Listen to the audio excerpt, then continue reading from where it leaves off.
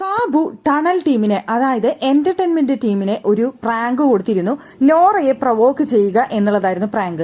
അതിനുള്ളത് തുടക്കം എന്തായാലും സാബു തന്നെ ഇട്ടുകൊടുത്തു. നോറ അതിലൂടെ പോകുന്ന സമയത്ത് ഇവരെല്ലാവരും അവിടെ പാട്ട് പാടി ഡാൻസ് കളിക്കുകയും ഒക്കെ ചെയ്യാണ്. അപ്പൊ അവിടെ നോറ നിന്നിട്ട് അവിടെ പറയുന്നുണ്ടായിരുന്നു, ഇവിടെ ഞാൻ എല്ലാവരും ജോലിയിൽ നിന്ന് പിരിച്ചുവിടും എന്ന് പറയുന്ന സമയത്ത് നോറയുടെ അടുത്ത് അവിടെ സാബു പറഞ്ഞു, എങ്കിൽ ആദ്യം പിരിച്ചുവിടേണ്ടത് അവരെയാണ് എന്ന് പറഞ്ഞുകൊണ്ട് ഒരു തിരി കൊളുത്തി വിട്ടു നോറയുടെ അടുത്ത്.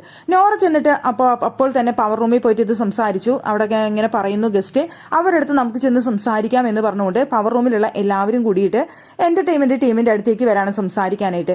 അപ്പോഴേക്കും എന്റർടൈൻമെന്റ് ടീമിലുള്ള എല്ലാവരും ഭയങ്കരമായിട്ട് പ്രൊവോക്ഡ് ആവാണ്. അവരങ്ങ് കയറി അങ്ങോട്ട് സംസാരിക്കുകയാണ്. പവർ റൂമിലുള്ള ആർക്കും തന്നെ സംസാരിക്കാനായിട്ട് അവസരം കൊടുക്കാതെ കയറി അങ്ങ് സംസാരിച്ചുകൊണ്ടിരിക്കുകയാണ്. സത്യത്തിൽ അവരാകെ ഷോക്കാവാണ്. അവിടെ ആകെ പ്രൊവോക്കായിട്ട് സംസാരിച്ചത് അഭിഷേകാണ്. അഭിഷേകും റസ്മിനും. അവിടെ അൻസിബ മിണ്ടാതിരുന്നു. നോറ ഒരു അക്ഷരം മിണ്ടിയില്ല. ഗ്രൂപ്പായിട്ട് സംസാരിച്ചു കഴിയുമ്പോൾ നോറയ്ക്ക് അവിടെ സ്പേസ് കിട്ടില്ല എന്നറിയാവുന്നത് കൊണ്ടാണോ എന്നറിയില്ല, നോറ ഒരു അക്ഷരം മിണ്ടാതെ അവിടെ നിന്നു. അവിടെ ആകെ പ്രൊവോക്കായ വ്യക്തി എന്ന് പറയുന്നത് അഭിഷേകും റസ്മിനാണ്. പിന്നെ പ്രൊവോക്കായത് ഋഷി വന്നിട്ട് പിന്നെ അവിടെ നിന്ന് അങ്ങോട്ട് പൊരിക്കലായിരുന്നു. ഋഷിയും അപ്സരയും തമ്മിലായിരുന്നു അങ്ങോട്ടും ഇങ്ങോട്ടും ഫയറിങ്. മുഖം മൂടി വലിച്ചു കീറിയില്ലേ, നീന്റെ മുഖം മൂടി ഞാൻ വലിച്ചു കീറിയിടി, നീ അഭിനയിക്കല്ലേ ഇവിടെ കിടന്നിട്ട് എന്നൊക്കെ പറഞ്ഞുകൊണ്ട് അപ്സരയുടെ അടുത്ത് ഋഷി കിടന്ന് അങ്ങ് ചൂടാവായിരുന്നു. ഇവര് പരമാവധി പ്രൊവോക്ക് ചെയ്യാനായിട്ട് അവിടെ ശ്രമിക്കുന്നുണ്ട്. നന്ദന നോറയുടെ അടുത്ത് നിന്ന് അതുപോലെ പ്രൊവോക്ക് ചെയ്യാനായിട്ട് ശ്രമിക്കുന്നുണ്ടായിരുന്നു. പക്ഷേ നമുക്കവിടെ നോറ പ്രൊവോക്ക് ആവുന്നത് കാണുന്നേ ഉണ്ടായിരുന്നില്ല. നോറ ഒരു അക്ഷരം മിണ്ടിയില്ല. നോറ മിണ്ടാതെ അവിടെ നിന്നു.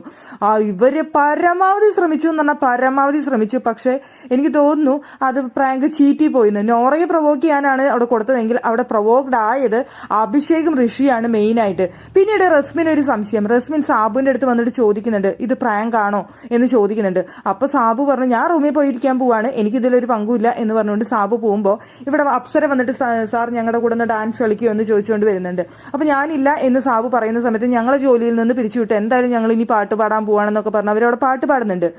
ശേഷം റസ്മിൻ പുറത്തു വന്നിട്ട് പറയുന്നുണ്ട്, അവര് പവർ ടീം എന്നുള്ള നിലയിലാണ് നമ്മളെ കാണുന്നത്, നമ്മളെ മാക്സിമം പ്രൊവോക്ക് ചെയ്യാണ്, നമുക്ക് സംസാരിക്കാനുള്ള അവസരം പോലും അവർ തരുന്നുണ്ടായിരുന്നില്ല, അതെന്താണെന്ന് അറിയില്ല എന്ന് പറഞ്ഞുകൊണ്ട് സംസാരിക്കുന്നുണ്ട്. എന്തായാലും പ്രാങ്ക് കൊടുത്തത് ഫ്ലോപ്പായി എന്നാണ് എനിക്ക് പറയാനുള്ളൂ.